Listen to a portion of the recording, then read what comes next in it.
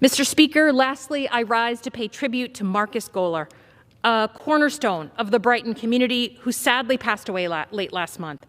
Marcus owned and operated the Brighton Coffee House Theatre alongside his wife, Amy, and their 2 kids, Spencer and Macy. The spot is a mainstay of downtown Brighton, a place to pop in for a quick coffee or pastry or to take in a show in its 70-seat black box theater.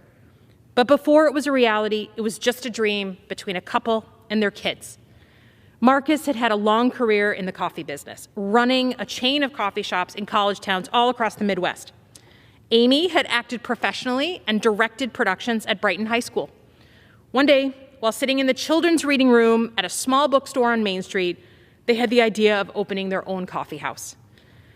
What started that day as a dream became a reality in 2018, when Brighton Coffee House and Theatre opened its doors and quickly became a cornerstone of downtown.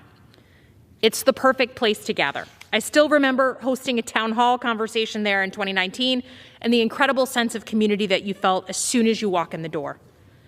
It's the reason that student organizations and performers constantly use the space, because you immediately feel at home. And as anyone will tell you, that's because of Marcus. He was the soul of Brighton Coffee House, a quiet, kind presence. He treated visitors like neighbors and neighbors like family, always making sure that they were well served and had everything they needed.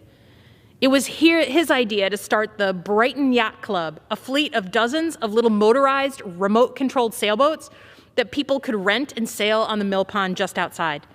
He loved his business, and the people loved his business back.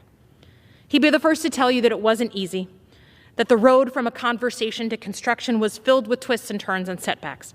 But Marcus never met an obstacle he couldn't overcome. His passing is our loss.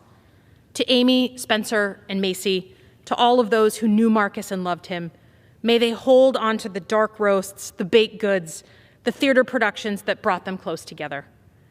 I speak these words today so that his legacy is forever remembered in the permanent record of the People's House, letting all who read know Marcus made a difference.